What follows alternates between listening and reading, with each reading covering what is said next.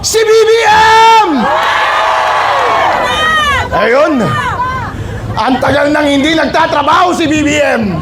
Ang malupit pa, ilang buwan na nawawala, tuloy-tuloy pa rin ang sahod. So nandito naman tayo mga boss dahil patuloy tayong nagpapakalat ng katotohanan. Dahil alam nyo naman siguro, nabalitaan nyo naman yung ginawa nila kay PBBM. Grabe, ang lupit, di ba? Sa loob lamang ng 5 araw na hindi nila nakita si PBBM, pinakalat nila patay na daw si PBBM. Itinatago lang daw ng Malacanang ang katotohanan na patay na si PBBM, di ba? So nung lumabas si PBBM, hindi nila tinatanggap. Sinasabi nila AI daw. Sabi naman ng iba, 2025 pa daw na video yun, no, ni-replay lang. Hindi nila pinaniniwalaan. At sa kakapakalat nila ng mga fake news, no, katulad na lang ng ito, ayan, nakita nyo, nakahiga dyan si PBBM na sinasabi nila patay na daw, no.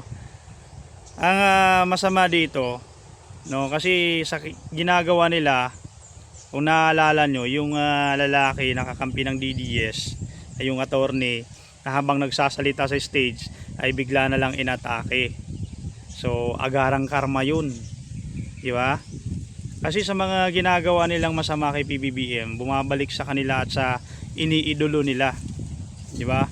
Oh, paano ko nasabi na bumabalik sa kanilang iniidolo? Oh, ayan oh, si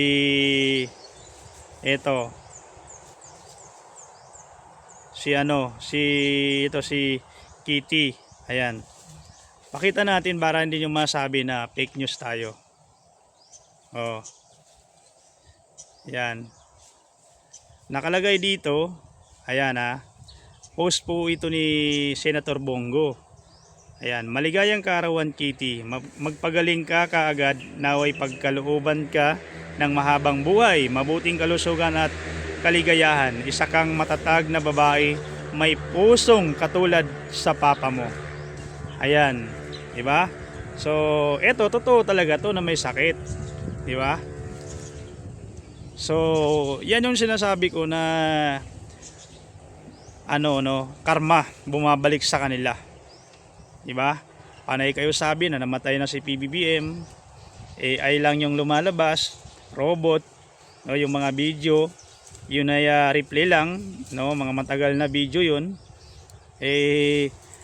Bumabalik sa kanila, di ba? Bumabalik sa kanila yung mga masasama nilang ginagawa. Tapos ito pa, kung nakakita nyo to, ito, ayan o. Magandang hapon mga Batanggenyo! Ayos, no? Parang Inararangal ko sa boxing. ang mga taong galing sa tahanan ng mga bayani ng Pilipinas! Mga bayani. At syempre, kasama ko rin ang mga bagong bayani ng Pilipinas. Bagong bayani ba? Si Congressman Lian Leviste! Yun! Isa pang pinanggalingan ng bayani ng Pilipinas. Tahanan ng magigiting. Ang Cavite! Ayun, mga bayani daw. Mga bayani. Alam nyo, no? Pansin nyo ba, dati, yung mga nakikita natin sa mga rally, no, nakikita nyo mga ordinaryong Pilipino, no, nagsisigaw, no, ipinaglalaban yung karapatan nila, no. Pero ngayon, kung napapansin nyo, puro nanguuna yung mga kilalang tao, no, may mga posisyon, no, sila yung nauuna sa mga ginagawang rally, no. So dito kasi yung mga rally noon na yung mga ordinaryong Pilipino pinaglalaban nila yung karapatan nila. Pero ngayon, kung napapansin nyo, tatanungin naman itong mga baser dito, ano naman connection nun? O alam nyo po, no, yung mga noon na nagrarally, nakikita nyo ng mga ordinaryong Pilipino, ipinaglalaban nila yung karapatan nila. Pero ngayon na nandyan yung mga kilalang mga politiko, no, mga nakaupo, no, sila yung nauuna sa rally, ibig sabihin niyan, ang ipinaglalaban nila sariling interest nila, di ba? Kaya paano tayo maniniwala diyan? Tapos yung mga naga-rally konti lang, tapos nauuna ang nagsasalita pa yung mga kilalang tao, di ba? Ang hangarin nila pabagsakin si PBBM, no? Ipatalsikin si PBBM, ipalit ang iniidolo nila, di ba? So saan diyan, no? Ang gusto nyo, kasi gusto nilang ipatanggal, patalsikin si PBBM, di ba? Gaya nga ng sabi nila, namatay na raw para may palit agad si Inday Sara, di ba? So sariling interest 'yan, ha? Kaya wag po kayo basta-basta magpaloko. Kasi sa mga rally ngayon, nakikita nyo nauuna yung mga kilalang politiko, sila din ang nagsasalita, no?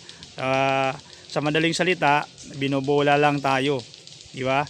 Tapos sinasabi ng iba, wala naman daw nagawa si PBBM. Yung mga nakakilala sa akin nagtatanong, sabi ko, di ka ba nakasama? Di mo ba narinig yung walang gutom program? Alam nyo ang malalang sagot nila sa akin, kay Duterte daw yan, tinuloy lang ni PBBM.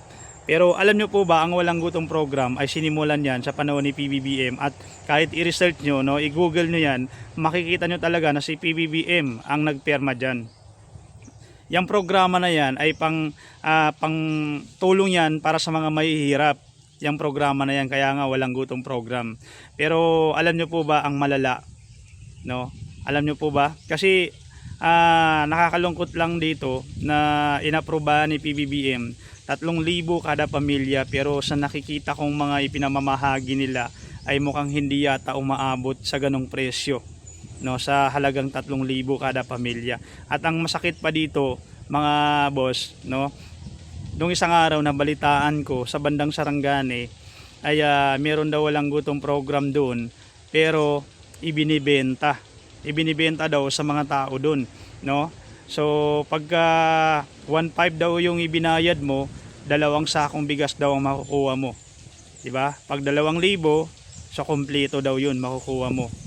So dito ginagawa nilang negosyo yung tulong ni PBBM sa mga mahihirap, no? Yung programa ng gobyerno na dapat na para sa mga mahihirap ay ginagawa nilang negosyo na nasa baba. Kaya sana umabot din to sa sa itong video na to, sana makita to, no, makita ng mga opisyal na nasa taas para ma-actionan nila at makita nga nila, no, kasi report to sa akin na yun nga, no, pinapabayad daw sila ng 1.5, no, tapos 2 sako daw makukuha nila, no. Yun daw yung programa ng PBBM na walang gutom program, di ba? Di ba dapat yan ibinibigay yan ng libre kasi wala namang bayad yan, di ba? Tulong yan ni PBBM para sa mga mahihirap, pero bakit ginagawa nilang business? Yan ang nakakasira kay PBBM, yung nasa baba. Kaya nga yung iba naman nagagalit dahil pangit daw yung ipinamimigay, no? So hindi kasalanan ni PBBM yan, kasalanan yan ng nasa baba na, yung mga namimigay na, di ba? Kasi hindi naman yan tinitignan ni PBBM kung ano yung ibinibigay sa inyo, di ba? Basta ang pagkakaalam niya, 3,000 kada pamilya, no, ang matatanggap.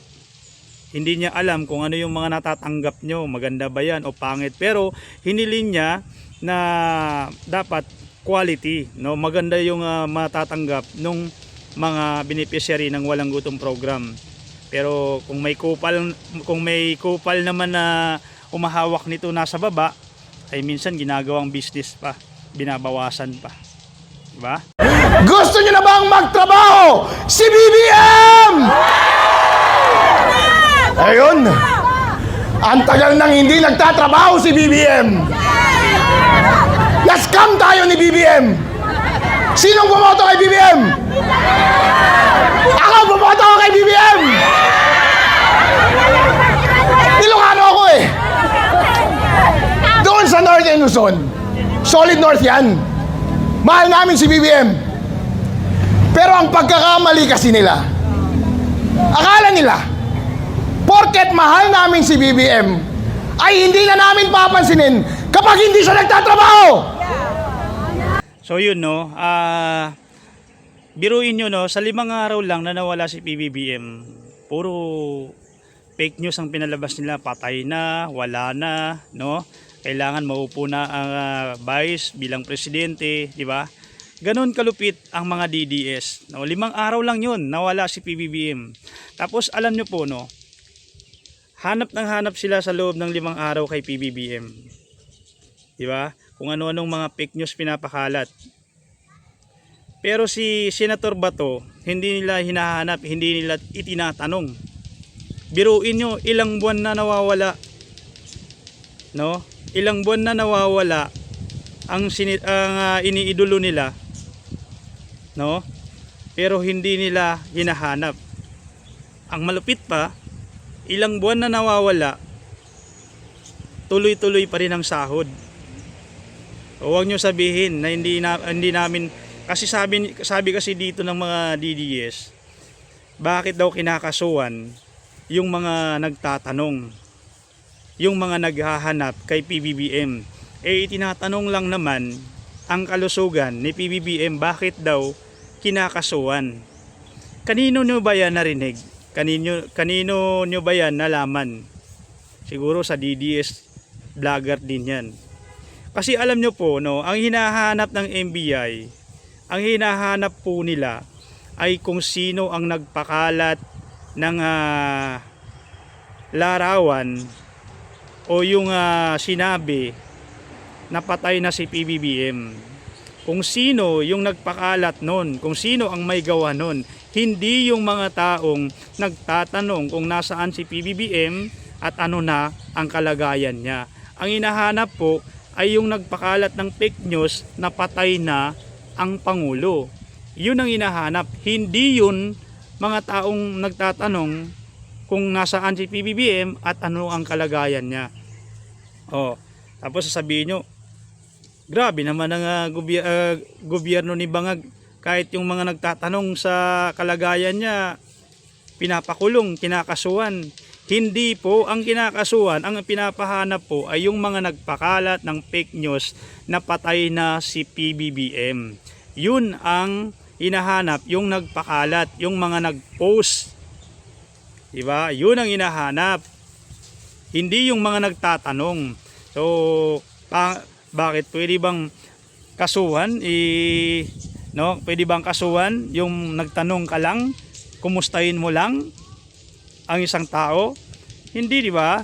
Ang hinahanap dito, yung nagpakalat ng fake news na patay na si PBBM, yung mga taong nagpost sa social media na patay na umano si PBBM. Di ba? Yun ang hinahanap. So dito naman, siyempre, kahit sino pwedeng maghanap. Lalong-lalo na kung sa gobyerno nagtatrabaho at pera ng taong bayan ang nagpapasahod sa kanila. Yung iniidolo nila na si Bato, nasaan na? Ilang buwan na hindi makita, tuloy-tuloy pa rin ang sahod. Kahit walang pasok. Sana all, di ba? Yan ang malupit. Kapag si PBBM lang ang hindi nyo makita, agad-agad kayo nagre-react. Pero yung mga kakampi nyo nakaupo, kahit walang ginagawa, sumasahod, wala kayong react. Sinasabi nyo na magtrabaho si PBBM, di ba? Bakit di nyo utusan ang iniidolo nyo na si Inday na magtrabaho din? Kung nakakita nyo yung interview sa kanya tungkol sa kinakarap natin na crisis, no? Itong pagtaas ng petrolyo, anong sagot? Di ba? Parang wala lang. Parang walang pakialam sa Pilipinas.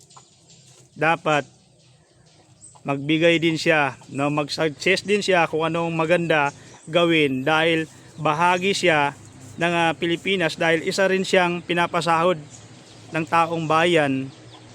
Di ba? Kasi pangalawang pangulo siya. Kung magsalita parang walang pakialam, di ba? Paano kaya kung naging presidente na? So yun mga boss, thank you at maraming salamat sa mga patuloy na sumusuporta dito sa Noypi Mine. Ingat po kayo palagi.